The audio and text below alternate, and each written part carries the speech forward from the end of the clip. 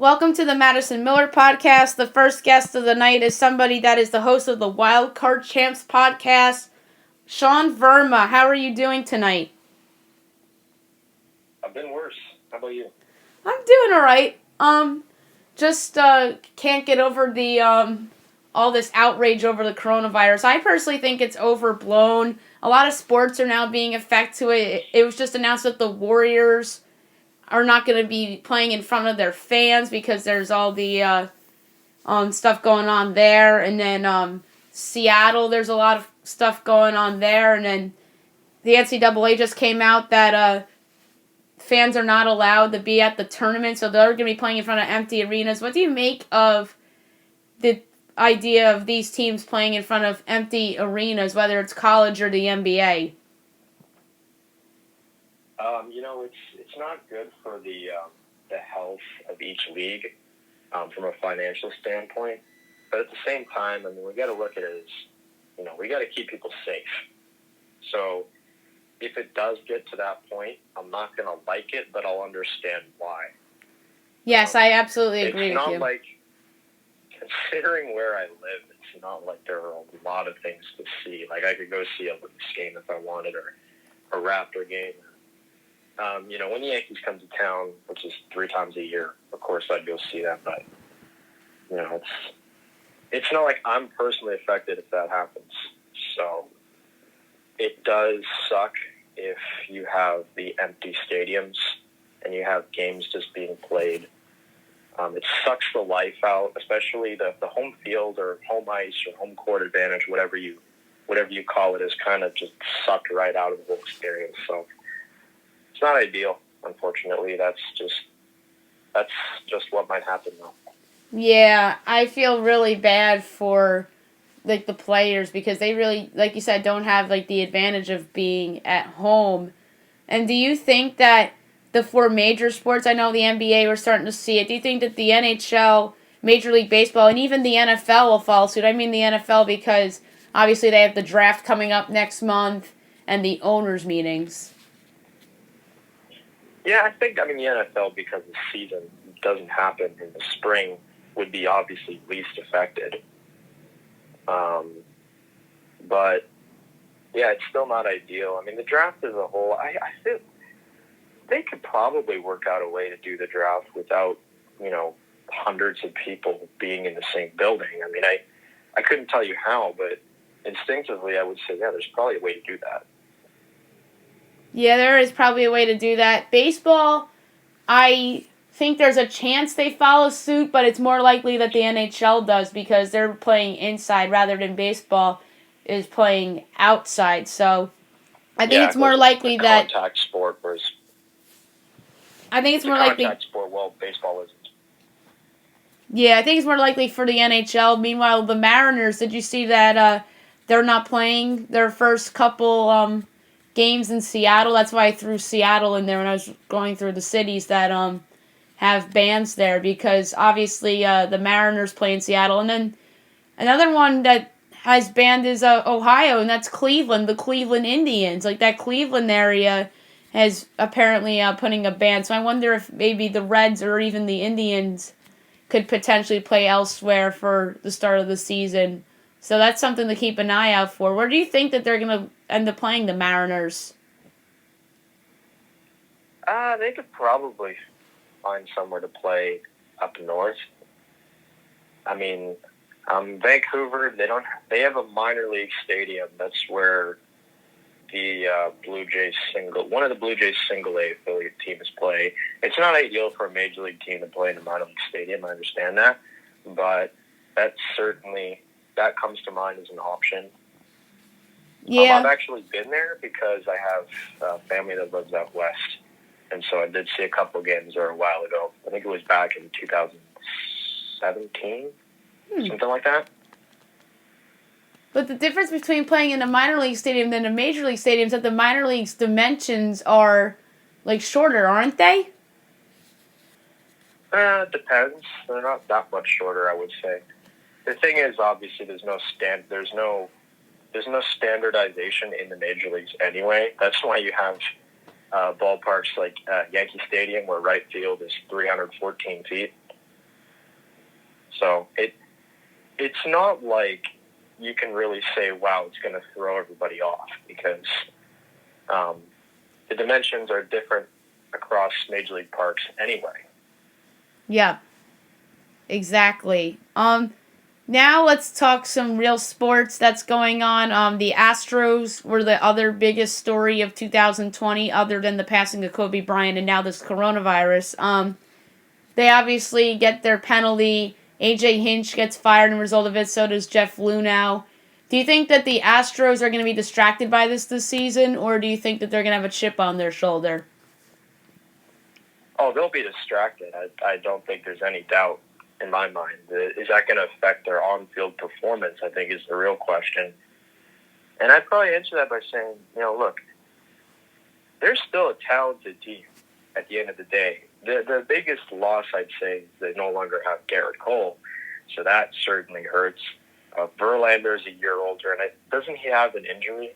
Yes, he's starting the year on the injured list. Not Tommy John, but it's not Tommy John. It's like a flexor strain or something. Flexor strain, yep. So he's going to be out. He's going to be out to start the season. I mean, can you rely on Zach Greinke at his current state to be not just your number two, but not your ace? I guess they could. They could give him run support, but I'm nowhere near as scared of the Astros, especially in a postseason series, as I would have been last year or 2 years ago or 3 years ago when they won the World Series. Asterisk, obviously. But I guess the one thing one could question is, how are the Houston batters going to be affected by the fact that they're no longer going to be able to use technology to steal signs? Exactly. At least not without being even under greater scrutiny than they already are. Yep. Yeah, I think that there's a chance that the Astros don't even make the playoffs. I'm going to ask you for playoff predictions as of right now in a couple minutes, but I think there's a chance that they don't even make the postseason. I have somebody else winning the ALS, so that's a little bit of a spoiler. So, what did you make of the Yankees? Take a guess. You probably have the A's, right? You'll see. Maybe the A's. Could be somebody else. So what did you make of the Yankees offseason? Obviously, they signed Garrett Cole away from Houston. I know all the glamour about Cole kind of went away in spring training once all these injuries started to pop up. Whether it was James Paxton, Luis Severino, Aaron Judge, and Carlos Stanton, and now Zach Britton. What did you make of the Garrett Cole signing when it happened? And what did you make of the Yankee spring training so far? The Garrett Cole signing was probably one of the more exciting moments that the Yankees have had in the last decade, which, if you think about it, is really depressing.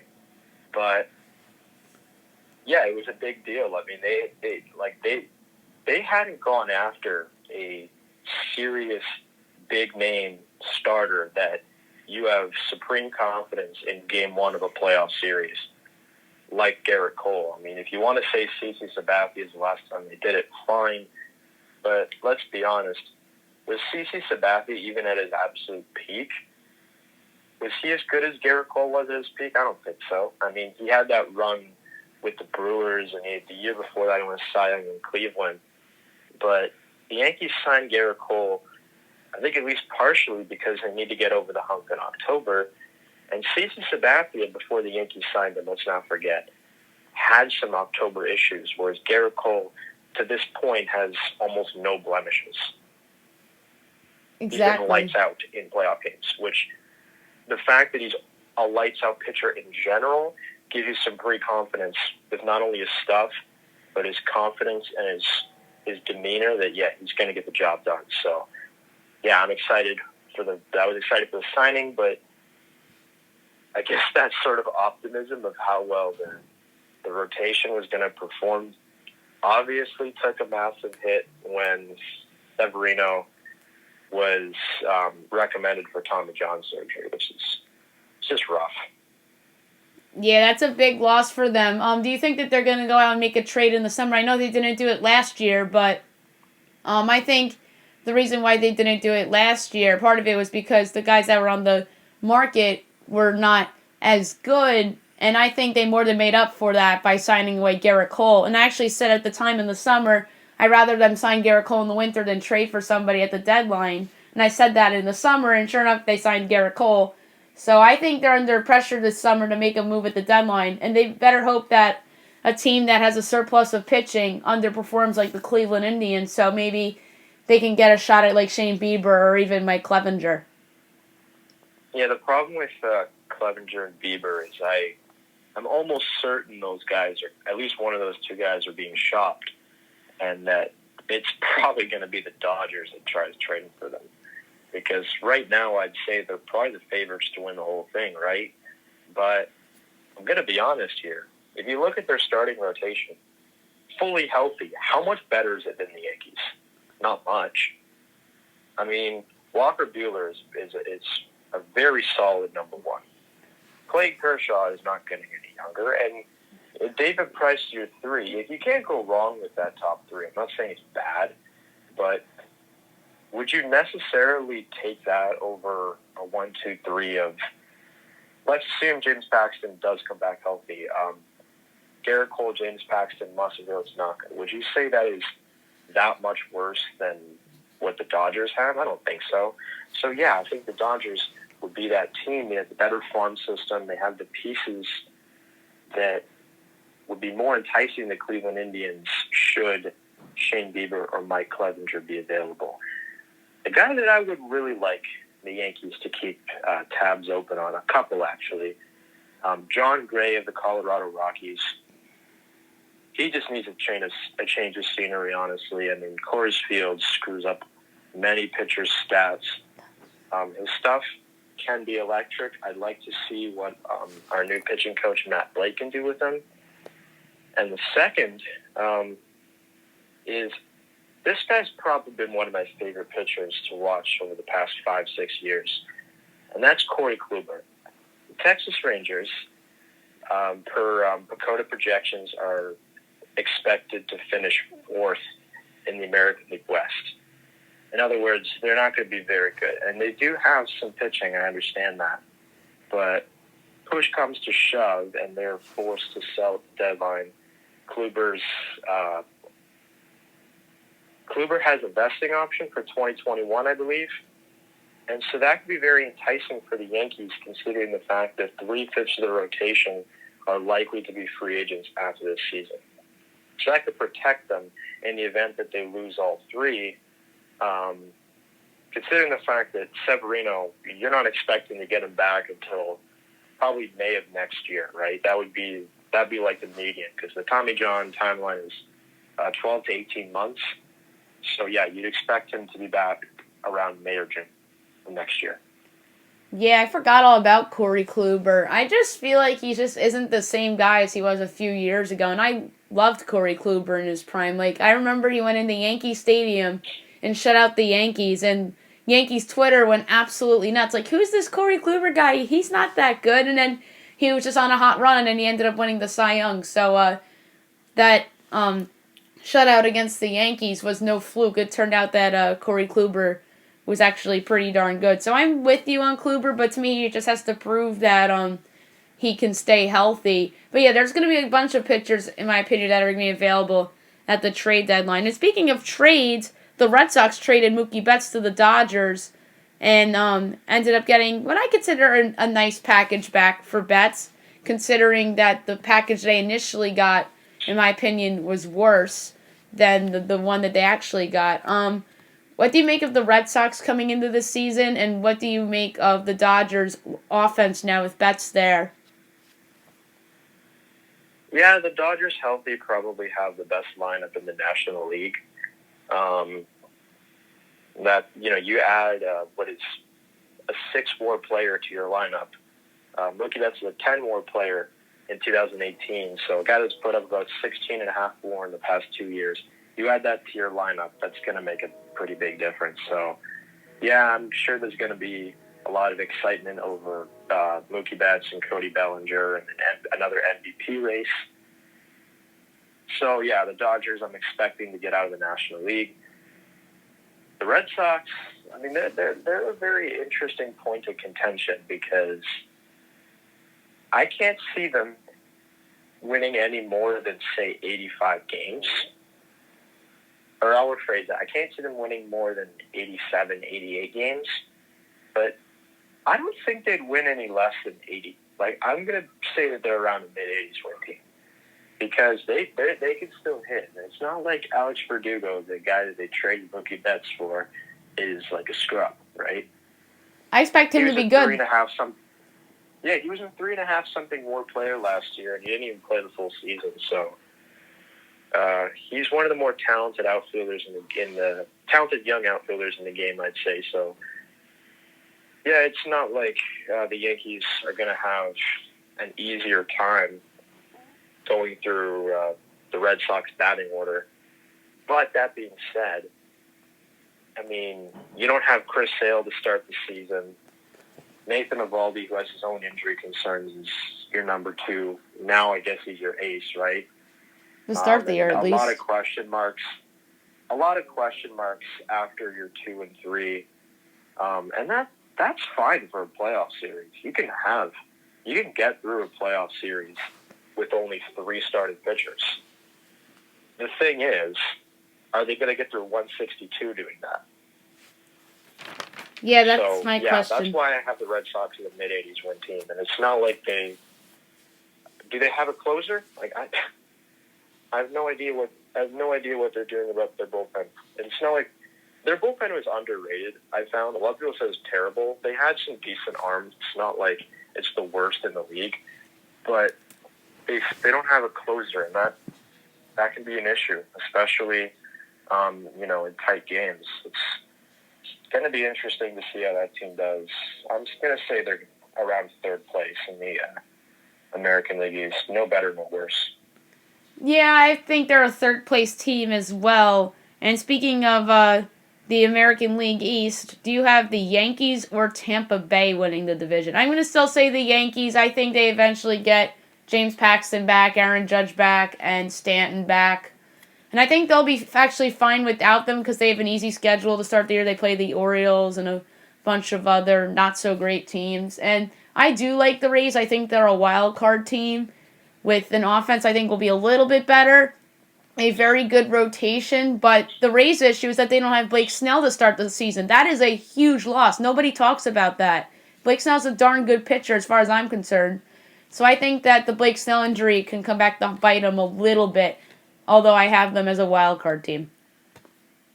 I'll ask you this. Name a team that has perhaps a greater discrepancy between their ceiling and their floor than Tampa Bay. Ceiling? I don't think you can. Yeah, I agree with you on that one.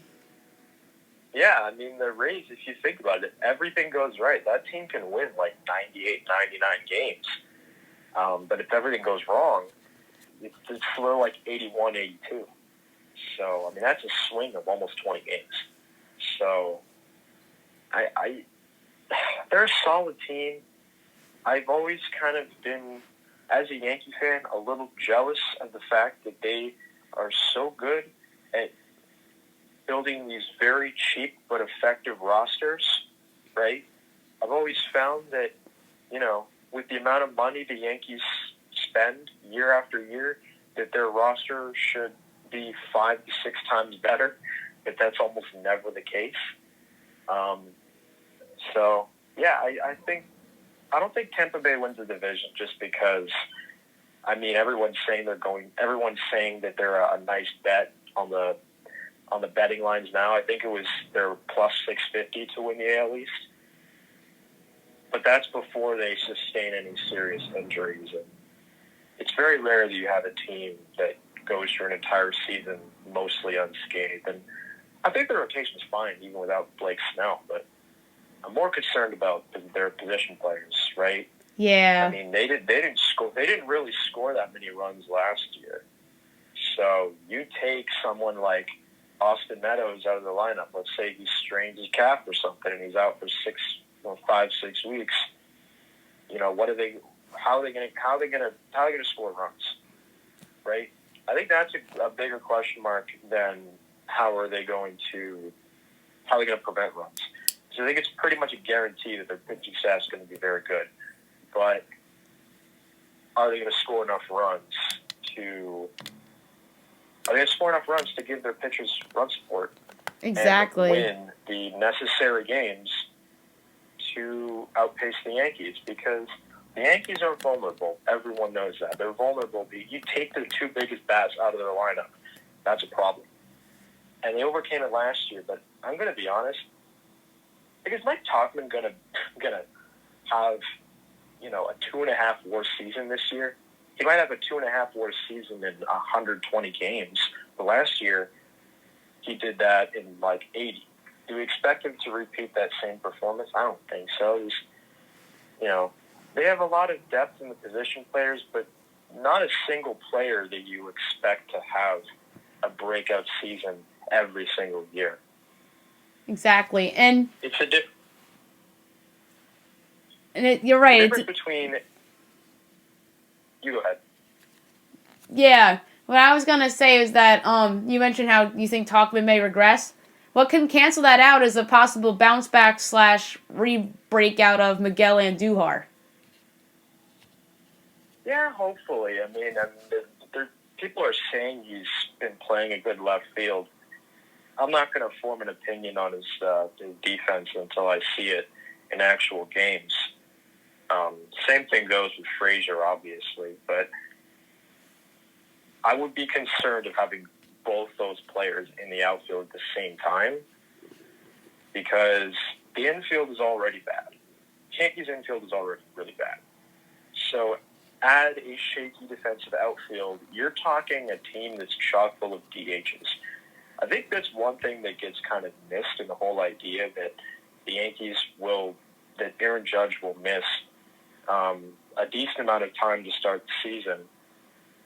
Who knows if he even plays? That's the really scary part. But, he's one of the best defensive right fielders in the league. You take that out of the game, how are you going to replicate that?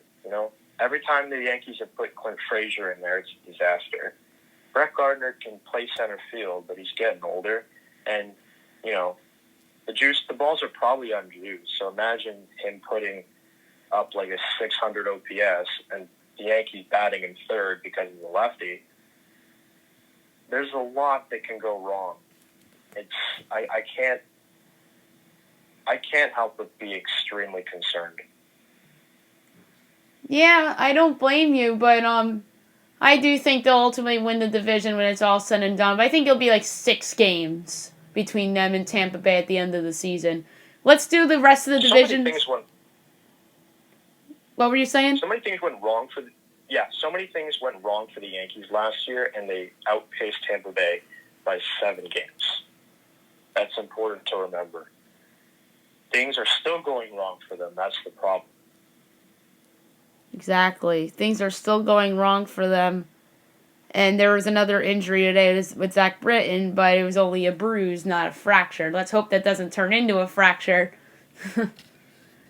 Let's quickly... Even if it does, it's his right arm, so I don't think that's going to affect his pitching. That's true. Let's quickly go through the rest of the divisions, rapid fire. Just give me your division pick and the quick reason why. AL Central. Minnesota. I'm going to go Chicago White Sox as a surprise division winner. They remind me a little bit of the Astros from 2015. And I'm going to say they have a similar season to them, except that they actually win the division unlike the 2015 Astros. The young up-and-coming team, good pitching, prospects, and a team that I think can make a big splash at the deadline. AL West. Houston. I'm going to Oakland. Not by a lot, but still. Not by a lot, but I think they're still going to do it. I'm going to pick Oakland. I'm going Oakland, but Astros get the wild card. And there'll be Astros.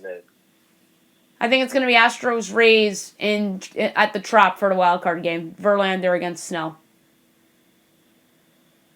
I think the Rays would win that game, honestly. I do too, especially if Verlander's at 100%. NL East. Braves. I'm going to go Nationals. I think that they carry over some momentum. No World Series hangover. I love Strasburg and Scherzer. I think Juan Soto is going to have a big year, so I'm going to go with the Nationals. And I'm going to have the Braves and the Mets as my wild cards in that, in the National League. Easily the best division in the league. I think it is the best division, too, and Philadelphia is not bad either, although I have some concerns with their pitching staff and their bullpen. NL Central.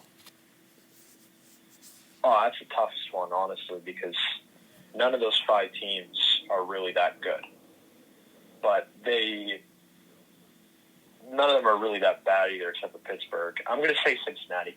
Yeah, someone's on the bandwagon with me. I'm going with the Reds, too. I think they have a chance to be really good. I think that them and Oakland are going to be like the biggest surprise teams in terms of that they're going to be even better than what people think. And I think the White Sox could be that.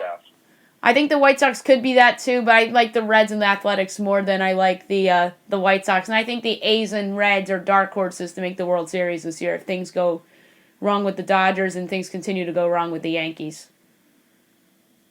Okay. Yeah. And the NL West, we know it's going to be the Dodgers. So there's not really worth... It's going to be the Padres.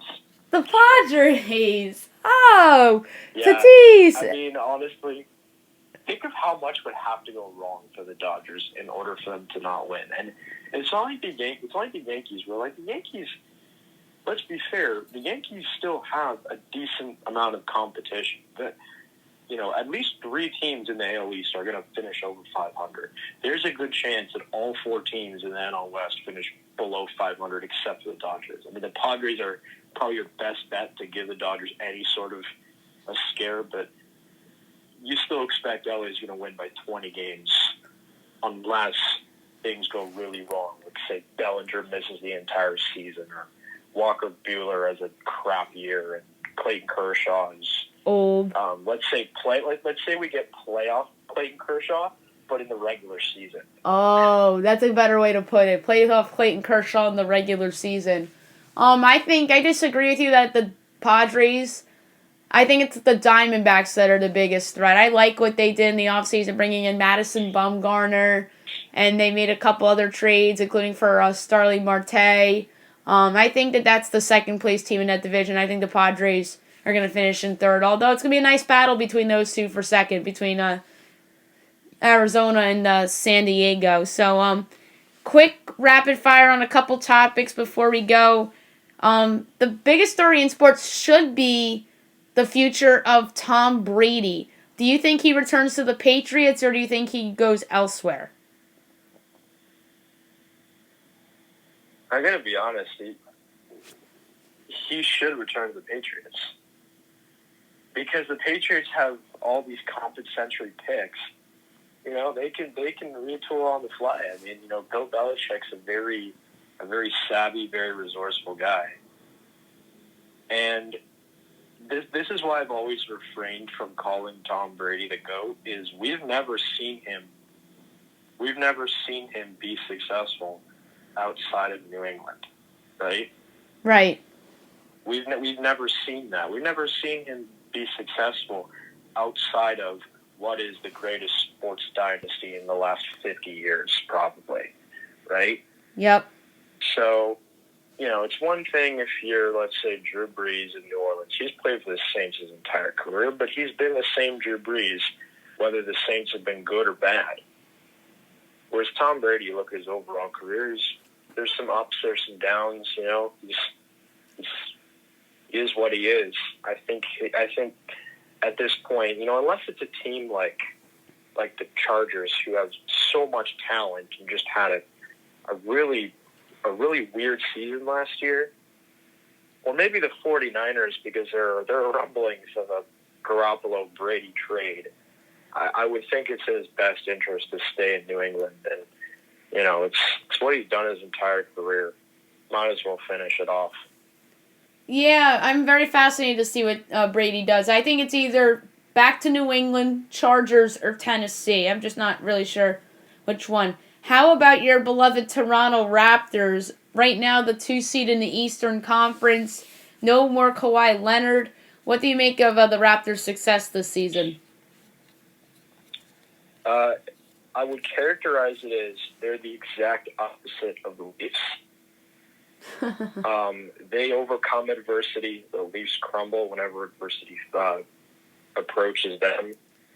You take Kawhi Leonard, who was literally the missing piece that they needed to finally win a championship, and they're still the second best team in the Eastern Conference. And the East has often been the butt end of the NBA for such a long time, because it really hasn't been a great conference since, I'm going to say, the 90s, when you had like the Knicks and the Bulls and Miami and all those really great teams. Indiana. But yeah, the Pacers too. Let's not forget them. But I mean, the Sixers are very talented. They're just underperforming. Miami they're decent. The Celtics are really good. I'm going to be honest, I think the Celtics are actually a bit better than the Raptors. So do I. And then you have, obviously, the powerhouse Milwaukee Bucks. So the East it's top-heavy, but, like, the three best teams in there are really damn good. So that's very important distinction to make between bad and just top-heavy. Yes, I agree. This is the best Eastern Conference in a while. Yeah, it's actually, I think last year's East was a little bit better, but because that Eastern Conference was like easily 6 teams deep, whereas this one's probably only like 4 or 5. If the Nets had Kevin Durant, then the East would be even more interesting. That's why I wanted to come back, because like I'm a Raptor fan, but for the health of the NBA, I really do want to see a loaded Eastern Conference for once. So having a Kevin Durant Brooklyn Nets team would throw everything upside down. Yeah. Well, you'll see that next year. The East is certainly going to be better next year with him back in the fold and Kyrie Irving back. So I think the Eastern Conference will even be better next year. And hopefully your Knicks someday actually are good. That would add some more competition, make the East better. Yeah, I think the league would be in a good place if the Knicks were relevant, obviously. And the team that is kind of similar to my Knicks, except they've actually been to the playoffs more often recently, is in the NHL, and that's the Toronto Maple Leafs. You mentioned before how inconsistent they are and don't overcome adversity. Do you think that they can advance past round 1 this year? Because I actually think they can, because I'm not sold that the Tampa Bay Lightning are like a lock to be the division winner. I know Boston's winning the division right now, but you played Boston the last couple of years and lost. Maybe it's a different outcome against Tampa Bay. I mean, I don't like putting stock into regular season matchups. Even though they beat Tampa Bay yesterday, I'm not exactly sure if that's indicative of how a playoff series would go. I think the thing that's really worth noting when comparing the two teams is they are very similar, but I've always looked at Tampa Bay as what Toronto should be if they made smarter business decisions. That's the difference between the two teams. The Lightning, despite being more competitive for a much longer period of time, I mean, they were in the Stanley Cup Finals 5 years ago. People forget that, with a very similar team to what they have now. And they still keep that farm system intact. They draft, develop, even if they're coming out of the second or third round, their AHL team is always pretty good. So, yeah, I think they're just a better version of the Leafs. And, they actually know how to put together a solid blue line. I mean, Vasilevsky has been very shaky this season. He's had stretches where he's been his normal self, and he's had stretches where he's been incredibly mediocre. So I guess if you're a Lightning fan, you're a bit concerned about whether he's going to turn up in a playoff series. You want Stamkos to come back sooner rather than later. And same thing with Victor Hedman. But I'm gonna be honest. If you're a Leaf fan and you are somehow confident that they could take down the Bolts without the series going 7 games, I think you're a little bit crazy. I know last year, they got swept by Columbus. I know that was a craptacular collapse, but I mean that's a once in like a generation meltdown. Like that's something that you don't see every day. And I think the main reason why the Lightning were the butt end of a joke by getting swept by Columbus is because they were the best team in the league. If it was any other team, you wouldn't even care, right? Right. So yeah, and the Leafs have, like you said, been incredibly inconsistent. Austin Matthews might win the Rocket Richard. He's carrying my fantasy team, right? So, like, their scoring is fine. The defense is terrible. And Anderson he's been having stretches where he is standing on his head and he's not giving teams anything. And then he just has this 3 or 4 game stretch where he lets in 2 or 3 soft goals and they lose the game. So I don't know what to say. I mean, I'm still getting over the fact that they lost to like an emergency goaltender. Oh, that's right. That was 2 weeks ago. On home ice. I'm glad that I didn't go to that game. Oh. A buddy of mine did. That was awful. And he was texting me during that time saying like, what's going on here? And I'm like, it's 6-3. It's 6-3. I mean, and the Leafs are facing an emergency goalie, and they're getting double up on the score sheet. So yeah, my biggest concern is, if I were to sum it up in one word, is they can't keep the puck out of their net, and that's been a problem for years. And the fact it's taking them so long to fix it is incredible. That's what, moral of the story, that's what happens when in a salary cap league, you have 4 forwards in the top 10 of the highest paid players in the NHL. Yep. Right? Tavares, Matthews, Marner, and Nylander. Yeah, you don't want to do that. So let the Leafs be a lesson. So I know your Rangers are starting to get better after they had, maybe a 2-year-ish hibernation. I hope that they're looking at the Leafs management and understanding not to commit so much money to such a small portion of your roster.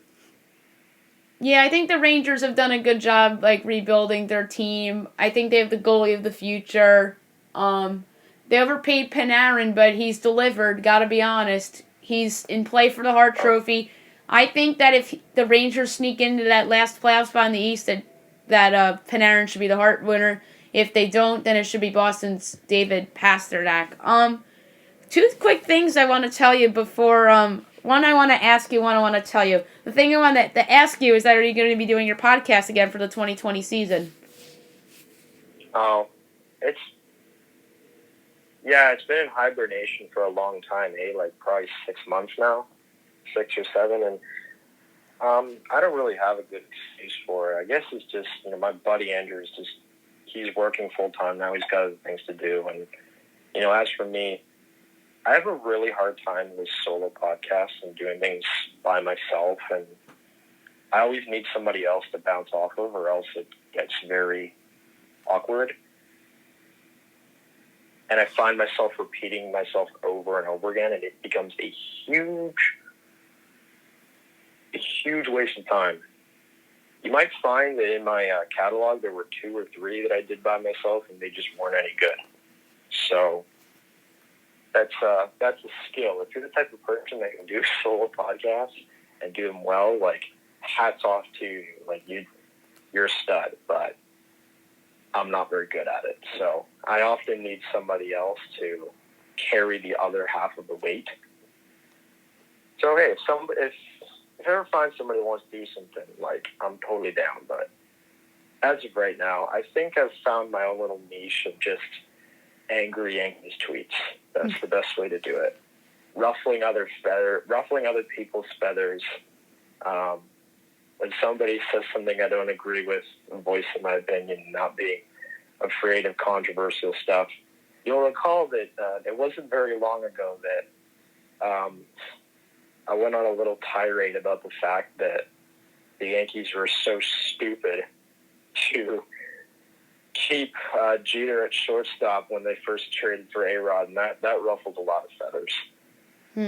But it's, in my opinion, it's the truth. So, yeah. And the problem with podcasts is you start to delve into my actual voice and my real sort of mannerisms, which makes it very difficult to actually understand if I'm being serious or if I'm joking. Yeah, I completely get that. And one last thing before we go, guess where I'm flying tomorrow? Let me guess, Florida. Yes, I'm flying to Tampa, Florida, and on Friday and Saturday I'll be attending the Yankee spring training games at the Boss. So that should be fun. My first ever spring training games. One game will be against the Tigers on Friday night on Yes, and then the Saturday game is against Joe Girardi and the Phillies. So I get to see Didi on Saturday and Joe. Yeah, have a good time. And my folks actually just were there, believe it or not. Obviously, I couldn't go because I'm in school, but they were there for about a week. I think they stayed in somewhere like Clearwater, and they saw a bunch of games. They literally just went to Steinbrenner Field to see the Yankees versus the Jays. It was yesterday, right? That was yesterday. It was so... Yeah, they sent me a couple pictures. There was one where it was Garrett Cole. Garrett Cole pitched yesterday. Literally in the midst of his windup. And then there was the second one, which literally shows Gleyber Torres. I think it was a pop-up based on the angle of where his bat was. And I couldn't see the ball at all in the picture. I'm going to expect it to pop up. But, yeah, it was good. It was good. I mean, my dad loves going to spring training games. He doesn't do it every year. They have a place out in Florida, so it gives him an opportunity to at least do it every once in a while. It sucks I'm in school because if I wasn't and I was just working, then I could just book time off and go. But such is the life of a 21-year-old. Yeah, life as a 21-year-old could be tough when you're still in school. So it was a pleasure to have you on today. We'll certainly have you on next month to talk about the start of the baseball season, what new things emerge for the Yankees. It'll be the start of the 2 playoffs. So we'll preview whatever the Leafs and the Raptors are up to and whatnot. And NFL free agency will be sort of done by then. So we'll talk about maybe Tom Brady's new team. Yeah, and maybe the draft or something. I don't know. We'll see. And the draft too. You're right. All right. Have a good night. Yeah, you too.